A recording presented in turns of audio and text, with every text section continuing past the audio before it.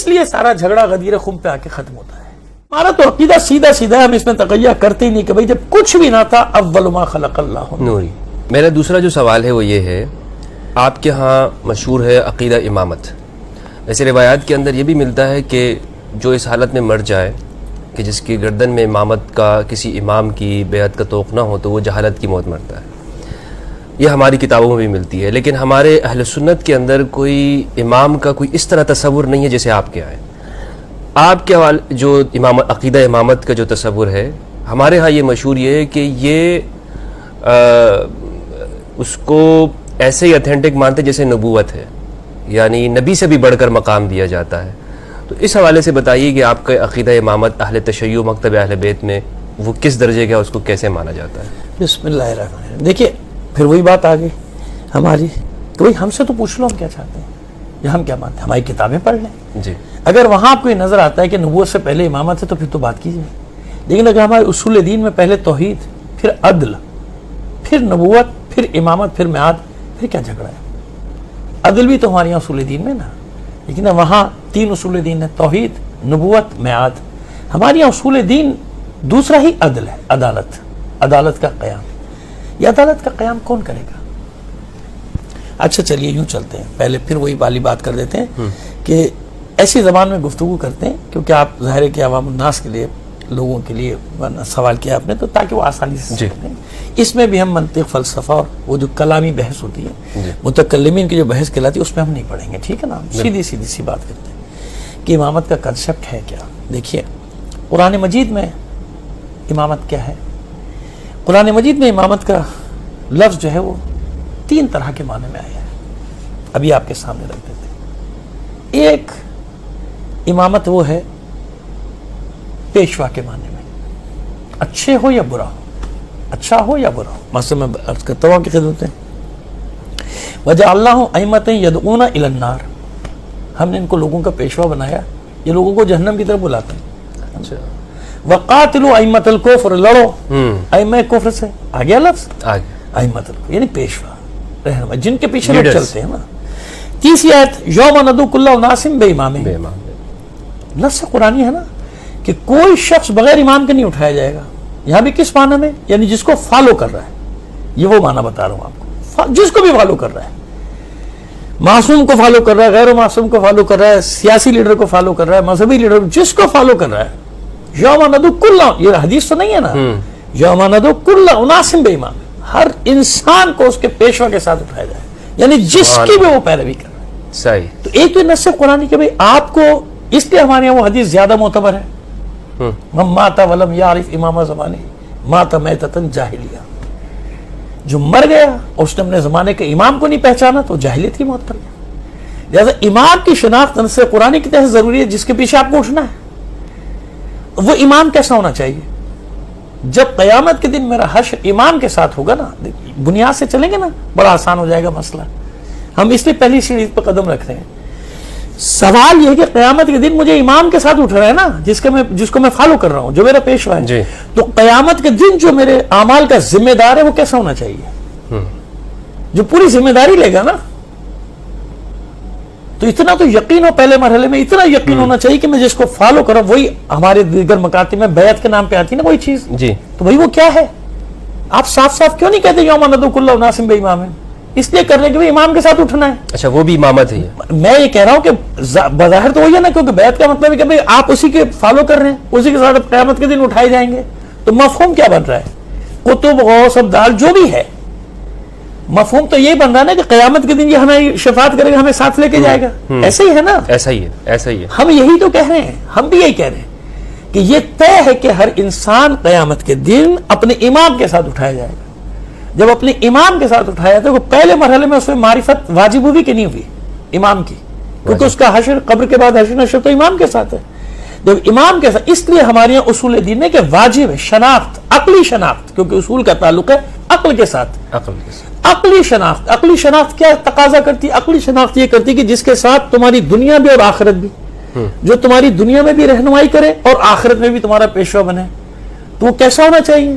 وہ ایسا ہونا چاہیے کہ جس پر مجھے یقین راسخ ہونا چاہیے نا, کامل یقین ہونا چاہیے کہ یہ مجھے گمراہ نہیں کرے گا نا, گمراہ نہیں کرے گا. ایک بات طے ہو گئی. صحیح. یہ اپنے عقیدے کے حساب سے امامت کے لیے بنیاد یہ ہے کہ نہیں امام کے ساتھ, لہذا امام کی معرفت واجب ہے, واجب اس حد پر ہے کیونکہ عقلی مسئلہ ہے, لہذا اصول دین میں آئے گا, کیونکہ اسی کے دم سے عدالت کا قیام. نبی سے بڑا نہیں ہے, نبی کا کام ہے دین لانا, امام کا کام ہے دین کی حفاظت کرنا. دیکھیں نا, لاشعوری طور پہ بھی ہر مسلمان کہتا ہے کہ امام حسین نے کربلا میں دین بچایا, کہتا ہے نا, سب کہتے دین بچایا, دین کے لیے قربانی دی, کیونکہ امام ہے. اتنا ہمیں نہیں معلوم کہ امام دین کی حفاظت کرنے والا ہے, یعنی وہ جو حضور چھوڑ کے جا رہے ہیں, بھی ہم آگے تشریح کر دیں گے کیا مطلب کیا ہے ہمارا, پہلے ہم آیات بتا دیں آپ کو. یہ ہوگی کہ امامت یہ ہوگی کہ اس میں سب کے لیے. اب آئیے سورہ بقرہ 124 آیت, وَإِذِ ابْتَلَىٰ إِبْرَاهِيمَ رَبُّهُ بِكَلِمَاتٍ فَتَمَّهُنَّ قَالَ إِنِّي جَاعِلُكَ لِلنَّاسِ إِمَامًا قَالَ وَمِنْ ذُرِّيَّتِي قَالَ لَا يَنَالُ عَهْدِي الظَّالِمِينَ. یہ تب جب امتحان دے چکے, امتحان کب دیے, جب نبی تھے یا نہیں تھے؟ نبی تھے, خلیل تھے نا, رسول تھے, تو امتحان دیے نا. بالکل. جب ہم نے آزما لیا سب چیزوں سے, پھر ہم نے کہا اب ہم آپ کو لوگوں کا پیشوا بنانے جا رہے ہیں, امام بنانے جا رہے ہیں. یہاں امامت عامہ, یعنی وہ امامت جس میں دنیا آخرت سب کی چیزیں ہیں. یہ ایسا منصب تھا کہ جناب ابراہیم علیہ السلام نے فرمایا قال من ذریتی, میری اولاد کو بھی دی. جواب کیا ملا تھا؟ لا ینال عہد الظالمین, ظالمین جو ہوں گے تمہاری نسل میں ان تک یہ عہد نہیں پہنچے گا. اب ظالمین ضد ہے عادل کی, ظالم ضد ہے کس کی؟ عادل کی. طے ہو گیا نا کہ جو امام ہوگا پہلی شرط اس کی کیا ہوگی؟ پہلی شرط عادل ہے, کیونکہ ظالم امام ہو ہی نہیں سکتا. ظلم کا مطلب خالی گردن اڑا دینا نہیں ہے, ظلم کا مطلب ہے کسی چیز کو اس کے مقام سے ہٹا دینا. آپ بھی سمجھتے ہیں جوتی کا مقام پیر میں ہے نا, سر پہ رکھنا ممکن ہے گناہ نہ ہو, لیکن ظلم تو ہو گیا نا. ٹوپی کا مقام سر پہ رکھنا ہے, اس کو پیر میں رکھ لوں تو ظلم ہو گیا نا. کسی شے کو اس کی جگہ سے ہٹا دینا یہ ظلم ہے. تو ظالم کیسے بن سکتا ہے امام؟ یعنی جو ہر شے کو اس کے مقام پہ رکھنا نہ جانتا ہو, نہ سمجھتا ہو, تو پھر وہ ایسا امام ہونا چاہیے عادل کہ جو ہر شے کے ساتھ عدل کرے, ہر شے کے ساتھ انصاف کرے. پہلی شرط ہوئی کہ ایسا امام وہ ہونا چاہیے عادل.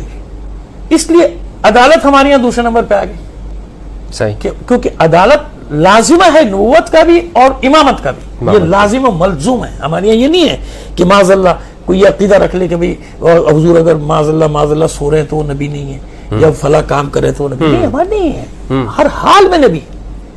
وہ خواب کے عالم میں بھی نبی ہے, وہ کسی بھی عالم میں ہے وہ نبی ہے. اس سے گمان, اسی لیے عصمت بھی ہماری آ جاتی نا, عصمت کے 40 سال سے قبل بھی نبی ہیں, اور پیدائش 40 سال قبل. ہمارا تو عقیدہ سیدھا ہے, ہم اس میں تقیہ کرتے ہی نہیں کہ بھئی جب کچھ بھی نہ تھا اول ما خلق اللہ نوری, اللہ نے سب سے پہلے محمد عربی صلی اللہ علیہ وسلم کو خلق کیا. تو ہم تو یہاں تک ہے, سیدھی سی بات ہے. کیوں کہ آپ جانتے ہیں کہ حدیث قدسی میں آپ کے یہاں بھی ہمارے یہاں بھی کہ لولا کما خلقت الافلاک, اگر آپ کو خلق نہ کرتا تو میں افلاک ہی خلق نہ کرتا. بات ختم ہو گئی. عالمین بعد میں آئے ہیں, محمد عربی کا نور پہلے خلق ہوا, ان کے لیے خلق ہوا ہے نا سارا, رحمت للعالمین ہے. خیر آگے چلتے ہیں. اب آئیے سورہ انبیاء 73ویں آیت, وَجَعَلْنَاهُمْ أَئِمَّةً يَهْدُونَ بِأَمْرِنَا وَأَوْحَيْنَا إِلَيْهِمْ فِعْلَ الْخَيْرَاتِ. اس کا پس منظر بھی بتا دیں, کیونکہ کبھی کبھی لوگ کہتے ہیں نا بھائی سیاق و سباق سے ہٹ کے بس ایک آیت بیچ میں, نہیں, بیچ میں سے نہیں بتا رہا. یہ تمام انبیاء, جتنے انبیاء کا ذکر ہوا ہے نا, ان انبیاء کا ذکر ہونے کے بعد 73ویں آیت میں ان سب کے لیے کہا جا رہا ہے وَجَعَلْنَاهُمْ أَئِمَّةً, ہم نے ان تمام انبیاء کو امام بنایا نا. پیچھے سب کا متعدد, یعنی جتنے انبیاء کے نام اس میں ہیں, سورہ انبیاء میں سب سے زیادہ انبیاء کے نام ہے, اس کے سورہ صافات میں وَجَعَلْنَاهُمْ أَئِمَّةً, ہم نے انہیں امام بنایا. دوسری بات یہ ہے کہ یہ امام, اس منصب کا امام بنانا, نبی بنانا اور وہ امام بنانا لوگوں کا کام نہیں ہے, کیونکہ منصب اتنا زبردست. لوگ کہاں سے فیصلہ کریں گے کہ عادل, جب ان کا خود اپنا فیصلہ نہیں کر سکتے کہ عادل ہوں کہ نہیں ہوں میں. جب لوگ خود یہ شرائط پوری نہیں کر سکتے, کوئی زمینی ڈیموکریسی تھوڑی ہے کہ آپ نے مل کے کسی کو وزیر اعظم بنا دیا. یہ الہی منصب ہے. ہمارے یہاں امامت جو ہے وہ الہی منصب ہے. یعنی اگر رسول بھی کسی کو امام بنائے گا تو اللہ کے حکم سے بنائے گا, رسول اپنی مرضی سے نہیں بنا سکتا. ابھی میں دلیل دے دوں گا نا آپ کو. پیغمبر بھی اپنی مرضی سے اپنا جانشین نہیں بنا سکتا جب تک اللہ کی مرضی, جب تک اللہ کا حکم نہ ہو, نہیں کر سکتا. الہی منصب ہو جائے. ہم نے ان کو امام بنایا. क्यों बनाया? यहदूना बिअमरिना, ये लोगों की हिदायत करते हैं हमारे अम्र के, वहना इलैहिम फ़िअल खैरात व इक़ामत सलात व ज़कात कानू लना आबिदीन। दूसरी बात ये आ गई कि ये मनसब इलाही है, ये अल्लाह देता है मनसब। जैसे जनाब इब्राहिम के लिए क़ाल इन्नी जाइलुका लिन्नास, मैं तुम्हें लोगों का इमाम बनाने जा रहा हूँ। ये मनसब ऐसा नहीं कि हम 4 आदमी बैठ के फैसला कर लें किसी को इमाम बना दें। हाँ, आम माने में मैंने बता दिया, वो तो मस्जिद का भी पेश इमाम है हमारा, उसको भी हम इमाम साहब कहते हैं, ये उमूमी माना है ना। इमाम गजाली कह दिया, इमाम खुमैनी कह दिया है ना, ये सब ये उमूमी माना है। और जितने भी तारीख में गुजरे वो उमूमी माना है। उसमें मैंने पहले ही अर्ज कर दिया कि उसमें तो सारे, जिसको मोतबर जो बड़ा बुजुर्ग होता है, शेख होता है अपनी कौम का, उसको इमाम कहते हैं। अच्छे माना भी कहते हैं ना, जितने बड़े बड़े उलमा हैं उनके नाम के साथ इमाम का लफ्ज लगता है, नहीं लगता? इमाम का लफ्ज लगा दिया जाता है, हर मकतब में लगाया जाता है, कोई ऐसी बात नहीं है। जो जिसके भी मानने वाले हो, हम इससे बहस नहीं, मैं मानूं या ना मानूं, अगर कोई मान रहा है इमाम इब्न तैमिया तो भाई वो क्या लगा रहे हैं, उनको सबसे बड़ा मानता है तो कह रहा है ना वो, ये अलग। अब वो खास इमामत कौन देगा? आप ये बताइए कि ये इमामत जो मैंने इमाम के नाम लिए जिन इमामों की, ये अल्लाह ने दी है? अल्लाह ने तो नहीं दी ना, ये तो हमने लगाया ना इनके साथ। जो हम उलमा की जो बात करते हैं, उलमा के साथ इमाम का लफ्ज अल्लाह ने तो नहीं लगाया, ये तो हमने लगाया। ठीक है, लगा सकते हैं, मैंने कह दिया आम माना है, इसमें हम जिसको बहुत बड़ा आलिम जमाने का समझते हैं उसके नाम के साथ हम इस्तिलाह कह देते हैं इमाम। ठीक है, मैंने कहा इमाम साहब, हम मस्जिद के इमाम को इमाम कहते हैं। देखिए सब जानते हैं, जब मैं इनको इमाम कह रहा हूं तो और बात है, इमाम गजाली को कह रहा हूं तो और बात है, इमाम खुमैनी को कह रहा हूं तो और बात है, और जनाब जब किसी नबी को कह रहा हूं तो वो और माना में आता है, और माना, वो इलाही मनसब है। ये इलाह अल्लाह ने दिया, ये मनसब मनसूस है, ये मनसूस मिन अल्लाह। आयत कहते हैं अल्लाह इमाम, हमने इमाम बनाया। अब आइए सूरह फुरकान 25वां सूरा 74वीं आयत, वल्लज़ीना यक़ूलूना रब्बना हब लना मिन अज़वाजिना व ज़ुर्रिय्यातिना क़ुर्रता अयुनि वजअलना लिलमुत्तक़ीना इमामा। इमामत खासा, खासा ने खास की इमाम। कुछ लोग हैं जो दुआ मांग रहे हैं अल्लाह की बारगाह में, हमें कुछ अच्छी औलाद दे दे, कुछ अच्छी अज़वाज दे दे। मिन का लफ्ज़ है, मिन तबीज़ के लिए, मिन अज़वाजिना व ज़ुर्रिय्यातिना उसी पे अतफ़ है। कुछ अच्छी अज़वाज दे दे, कुछ अच्छी औलाद दे दे, क़ुर्रत आयुन, हमारी आंखों की ठंडक बना दे। सबके लिए नहीं मांगी दुआएं, कुछ अच्छी अज़वाज, कुछ अच्छी आंखों की ठंडक बना, और हमें मुत्तकीन का इमाम बना दे। वजअलना लिलमुत्तकीना इमामा। बस इसका मतलब ये हुआ कि मुत्तकीन कौन है, 2 जुमलों में बता दें। कुरान मजीद में इंसानों को हुक्म है, या अय्युहन्नास उ'बुदू रब्बकुम, ना इंसानों ये करो, ये करो, करे ना करें हुक्म है ना। मुसलमानों को हुक्म है ये करो, ये ना करो। मोमिनीन को हुक्म है या अय्युहल्लज़ीना आमनू के साथ जितनी भी आयत हैं, या अमर है या नहीं है, या अमर है या नहीं, ये करो ये ना करो, ये करो ये ना करो। पूरे कुरान मजीद में मुत्तकीन का जो गिरोह है, इस मुत्तकीन के गिरोह को परवरदिगार आलम ने कोई हुक्म दिया ही नहीं, चैलेंज है, एक भी हुक्म नहीं। मुत्तकीन का जिक्र जब भी आया है ना, उनके मकाम और मनसब के साथ आया है। इन्नल मुत्तकीना फी जन्नातिन व अयून अन्नल्लाहा मअल मुत्तकीन इन्नमा यतक़ब्बलु अल्लाहु मिनल मुत्तकीन। बल्कि मोमिनीन को हुक्म दिया गया, या अय्युहल्लज़ीना आमनू तक़ुल्लाह, ए मोमिनो आगे बढ़ो, मंजिल खत्म नहीं हुई, जाओ तक़वा की तरफ जाओ, है ना। अलिफ लाम मीम ज़ालिकल किताबु ला रैब फीह हुदल लिल मुत्तकीन। एक हुक्म नहीं है पूरे कुरान में। तो ये दुआ मांगने वालों को देख रहे हैं ना कि मुत्तकीन की जमात वो जमात है जिसे अल्लाह ने कोई हुक्म दिया, यानी वो सबके कबूल सबके होंगे इंशाअल्लाह अमाल, लेकिन कुरान मजीद में जिनकी जमानत दी है ना अमाल के कबूल होने की, वो है मुत्तकीन का। सही। तिल्का दारुल आखिरतु नजअलुहा लिल्लज़ीना ला युरीदूना उलवन फिल अर्ज़ि वला फसादा फला फसादा वल आक़िबतु लिल मुत्तकीन। तो ये तय हो गया ना कि इंसान, मुसलमान, मोमिनीन, और फिर जाके मुत्तकीन का करो। एक मनसब है, एक मनसब है। अब जब ये मुत्तकीन की इमामत की दुआ मांग रहा है, ढूंढना चाहिए ना उलमा को, वही कौन सा गिरोह है जो दुआ मांग रहा है कि हमें मुत्तकीन का इमाम बना दे। अच्छा, नहीं मिलता, आसान किए देते हैं। पैगम्बर खत्मी मर्तबा सल्लल्लाहु अलैहि वसल्लम ने इमाम का लफ्ज़ किसके लिए इस्तेमाल किया? हम तो आम लोगों को दे देते हैं ना, आम लोग है ना भाई, ये नबी है ना, पैगम्बर है ना, इमाम, हम दे देते हैं उनको, उस पर झगड़ा कोई नहीं करता। दे दीजिए आप, हम भी दे देते हैं। हमारे जो सबसे बड़ा आलिम होगा हम भी कह देंगे हाँ भाई है इमाम, कह दिया आपने भी कह दिया मैंने। अल्लाह का रसूल जब किसी को इमाम कह रहा है कि ये इमाम है, चाहे ये क़याम की हालत में हो, चाहे ये क़ूद की हालत में हो, उनकी इमामत क्या है फिर? وہ نس ہو گئی کہ نہیں ہوگی؟ اللہ کا رسول فرما رہا ہے نا، یہ میرے دونوں بیٹے حسن حسین امام ہیں، یہ دونوں امام، چاہے قیام کیا، اسی لیے تمام مکاتب شعوری اللہ شعوری طور پر امام حسین رضی اللہ تعالیٰ عنہ، سیدنا امام حسین، سیدنا امام حسین، کیوں؟ بھئی رسول نے لقب دیا، تم نے، میں نے تھوڑی دیا ہے، میں نے، تم نے نہیں دیا. اور اسی لیے انی تارک فیکم الثقلین کتاب اللہ و عترتی اہل بیتی، آپ کے یہاں بھی ہماری، ہاں آپ کے یہاں گروہ ہے جس نے وہ دوسری حدیث کو بھی رکھا ہوا ہے، انی تارک فیکم الثقلین کتاب اللہ و سنتی، ہے نا، لیکن ہمیں معلوم ہے ہماری یہاں اور اہل سنت کے سارے معتبر کتابوں میں انی تارک فیکم الثقلین کتاب اللہ و عترتی اہل بیتی. یہ دو چیزیں چھوڑ کے جا رہا ہوں، وزنی چیزیں چھوڑ کے جا رہا ہوں، کتاب اور اہل بیت چھوڑ کے جا رہا ہوں. یہ دونوں میرے بچے امام ہیں، جنگ کریں تب بھی امام ہیں.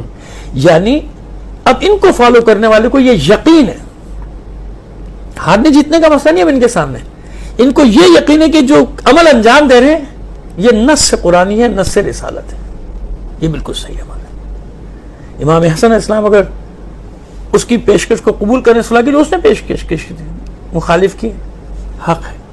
امام حسین کربلا میں جنگ کریں تو یہ وہ عقیدہ راسخ ہے امامت پر، یہ وہیں پر آئے گا جہاں انسان کو یہ یقین ہو کہ قیامت کے دن تک کا دنیا اور قیامت، دنیا اور آخرت دونوں کا میرا یہ وارث ہے، اور یہ میرے عمل کا، یعنی میں جو بھی عمل انجام دے رہا ہوں یہ میرا امام، میرا امام. تو امام کس نہج پہ ہونا چاہیے؟ جو قیامت کے دن ساتھ دے گا. قیامت کے دن کون ساتھ دے گا؟ جس کے ہر عمل پر یقین ہو کہ اس کا جو عمل ہے وہ درست ہے، یہ جو کہہ دے وہ حق ہے. کہاں سے آگے نظریہ؟ آئیے 2-3 آیتیں اور آپ کو دیتے ہیں.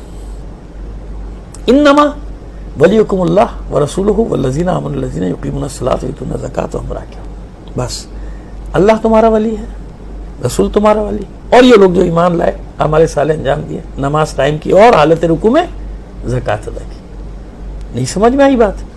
آگے چلتے ہیں سورہ نساء میں. یا ایھا الذین آمنوا اطیعوا اللہ واطیعوا الرسول واولی الامر منکم.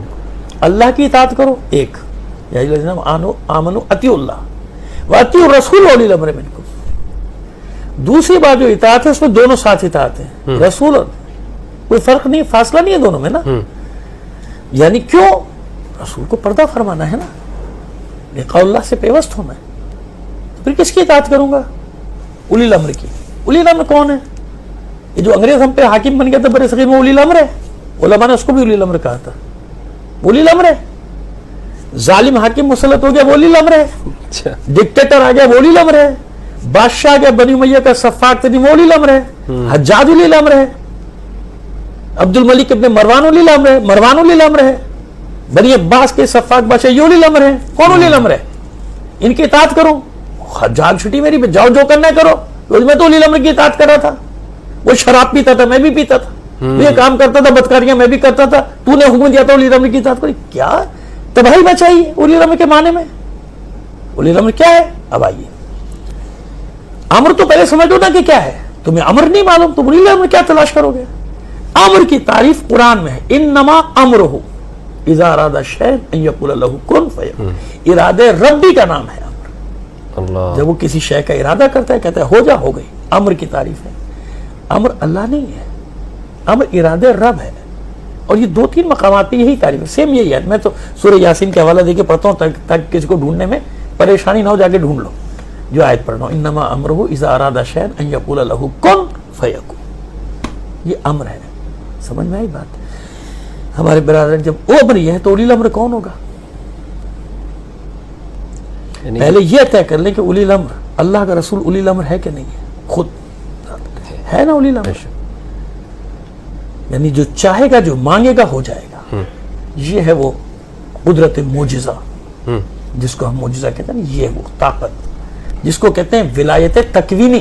یہ اللہ کا دیا ہوا اختیار ہے، کیونکہ اللہ نے ولایت میں اعلان کیا ہے نا، انما ولیکم اللہ ورسولہ والذین آمنوا.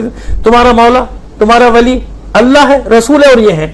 وہ تو خود فرما رہے کہ 3 میں ہے، اور وہاں اطاعت میں بھی 3 کے، اللہ، رسول اور اولی الامر.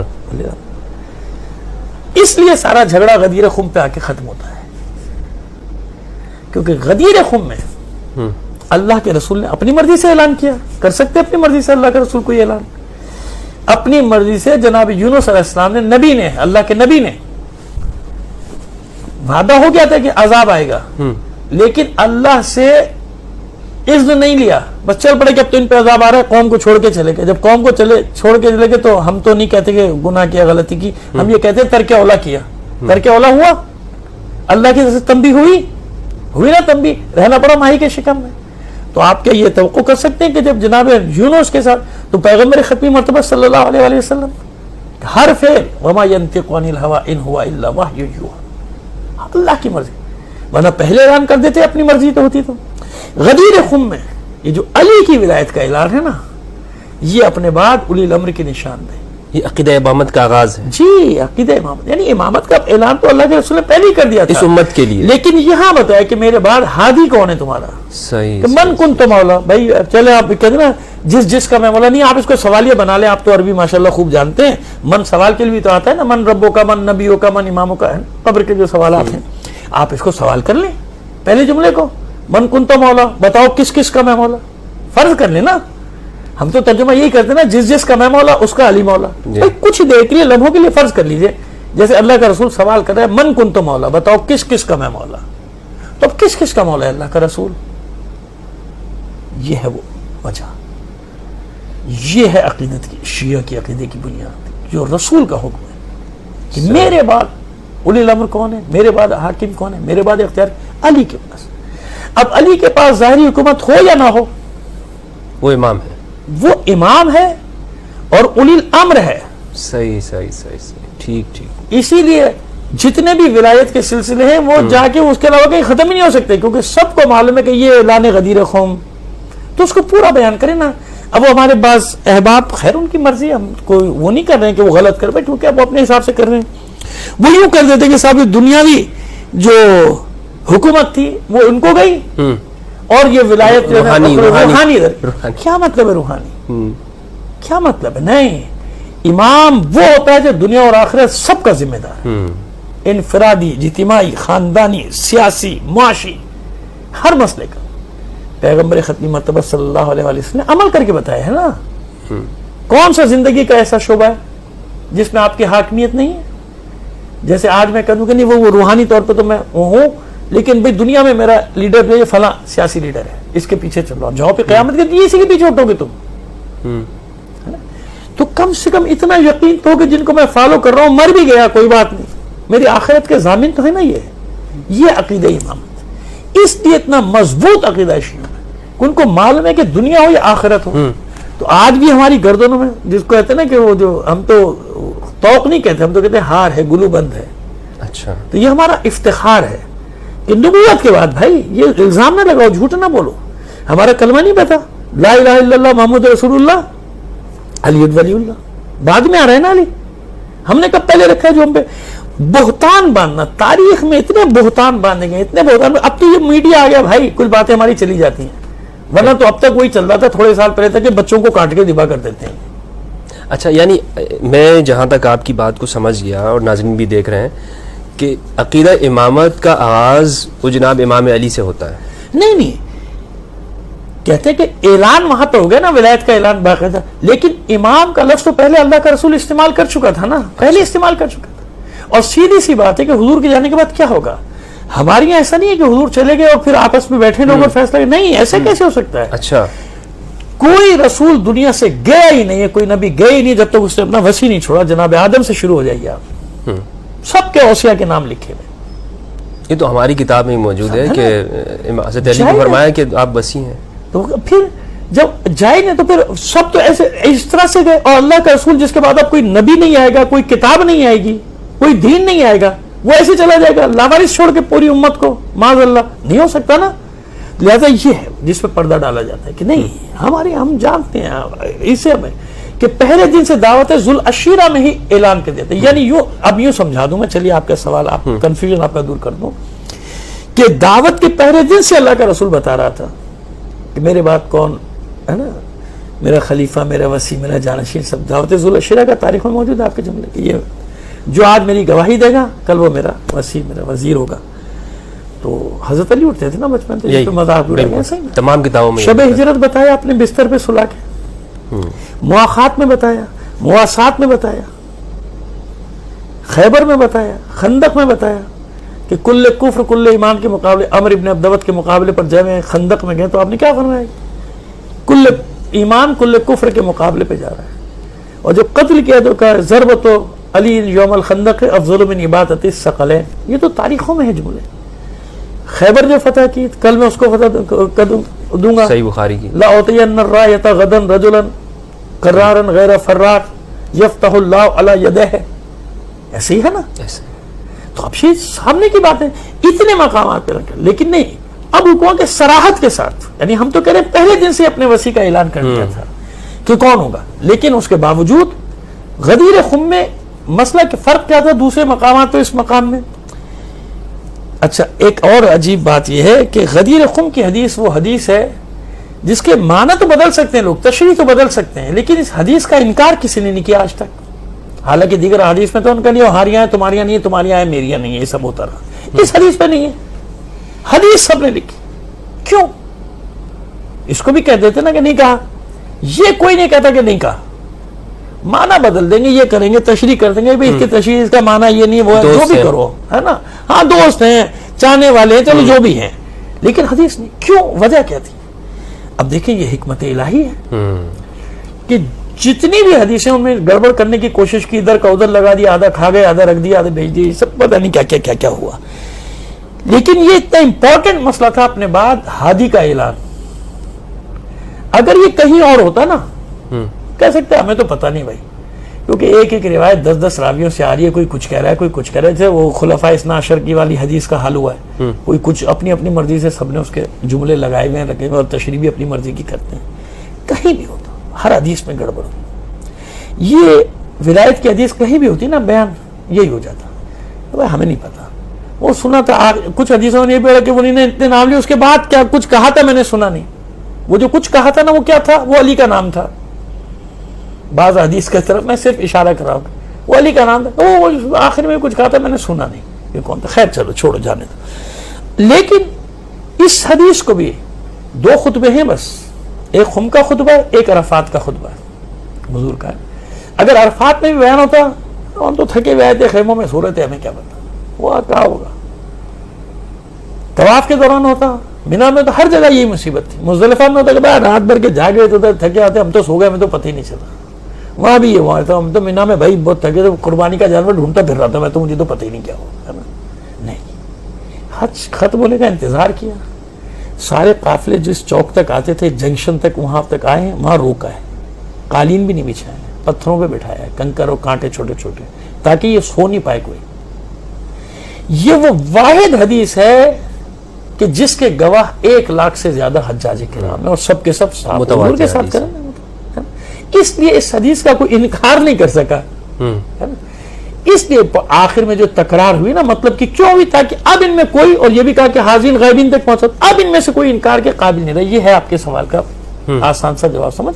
اعلان تو ہمیشہ کرتے, لیکن وہی والی بات تھی یہاں. اب اس حدیث کا کیا, من کنت مولا, اب یہ صرف یہ کہنے کے جو مجھ سے محبت کا تعریف سے محبت کا تو نے کتنی بار کہہ چکی تھی, مواسات میں نہیں کہا, مواخات میں نہیں کہا. علی منی والا منو, یہ حضرت علی کے لیے بھی ہے. کتنی حدیث ہے, اتنا امپورٹنٹ کہ جو کہے ان کو بلا لو, جو پیچھے یعنی منصب تفویض کیا ہاں دی منصب. اور کس کے حکم سے؟ یا ایھا رسول بلغ ما انزل الیک من ربک وان لم تفعل فما بلغت رسالتہ واللہ یعصمک من الناس. پہنچا دیجیے. سب کہتے ہیں کہ آخری آیت ہے, یعنی آخری آیات میں سے ایک آیت ہے. جی بالکل ایسے ہے. اور پھر کہتے ہیں کہ یہ وہ احکام پسند, کیا مطلب احکام تو آ چکے ہیں, سب ہو چکا, حج بھی ہو چکا, جہاد ہو چکا, سب ہو چکا, اب کیا ہے. یہ تھا وہ الہی منصب, فَإِذَا فَرَغْتَ فَانصَبْ وَإِلَىٰ رَبِّكَ فَارْغَب. نصب کرو, اپنے رب کی طرف واپس پلٹ کرو. یہ ہمارے عقیدے کی میں نے خلاصہ بتا دیا آپ کو کہ بڑی تفصیل کے ساتھ راسخ عقیدہ ہے امامت پر. اب ہاں اس اچھا, مجھے بھی زیادہ تفصیلات کا علم نہیں تھا. آج آپ نے ماشاءاللہ پوری قرآن مجید اور تسلسل کے ساتھ انبیاء کی تاریخ کے ساتھ اور حدیث, عام آدمی کو معلوم تو ہو جائے نا بھائی, نہ مانے آپ, لیکن ہم پہ الزام نہ لگائے, تہمت نہ لگائے. صحیح. جھوٹے اور پڑھے لکھے لوگ جب یہ حرکت کرتے ہیں, جب اور تکلیف ہوتی ہے کہ چلو جاہل آدمی بیچارہ جو ان پڑھ ہے اس کے جو بات, پڑھے لکھے آپ اپنے آپ کو اسکالر کہہ رہے ہیں, اور آپ کس طرح کے بہتان باندھ رہے ہیں ہم پر. کہ ہم حضور سے بڑھا دیتے ہیں, یہ کر دیتے ہیں, وہ کر, بھائی ہم سے تو پوچھ لیں نا آپ, ہم کہیں کہاں چلے گئے, ہم یہیں پر ہیں, 1400 سال سے آپ کے ساتھ ہیں. میرا خیال ہے کہ اتنا کافی ہو گیا. بہت بہت شکریہ آپ کا. السلام جزاکم اللہ. السلام علیکم ورحمۃ اللہ. پروردگار آپ کی توفیقات میں بھی اضافہ فرمائے, آمین. اور آپ جو نیک کام انجام دے رہے ہیں اس کام میں آپ کے اور برکت عطا فرمائے. آمین. اور یہی دعا ہے آخر میں میری کہ پروردگار آپ جو دیکھ رہے ہیں ان سے بھی عرض ہے, چاہے وہ کسی بھی مکتب کے بھائی, یہ جھگڑوں کا زمانہ نہیں ہے, فتنوں کا زمانہ نہیں ہے, یہ وہی اسرائیل اور امریکہ وغیرہ کی سازشیں جو ہمارا بیڑا غرق کر رہے ہیں. نہ پڑیے جھگڑوں, کوئی الجھن ہے پوچھ لیے, کسی بھی مکتب کے عالم سے پوچھ لیجئے, جس مکتب کے بارے میں آپ کو الجھن ہے جا کے اس سے پوچھ لیجئے. جھگڑا مت کیجئے آپس میں, اپنی گلیوں میں محبتوں کی جگہ نفرتیں نہ ڈالیے. جس محبتوں سے ہم رہتے تھے ان محبتوں کو واپس لے کے آئیے. پروردگار عالم ہمارے ایسے دوستوں کی توفیقات میں اضافہ فرمائے کہ جو ہر جگہ پہنچ جاتے ہیں. مجھے معلوم ہے کہ ان کو بھی بڑی مشکلات کا سامنا کرنا پڑتا ہے, لیکن یہ ماشاءاللہ مجاہد آدمی ہیں اور ہر جگہ پہنچ جاتے ہیں. وہ ہماری ہندو برادری میں بھی چلے جاتے ہیں یا مسیحی برادری میں بھی چلے جاتے ہیں. اللہ ان کو اپنی حفظ و امان میں رکھے. وما علینا الا البلاغ المبین.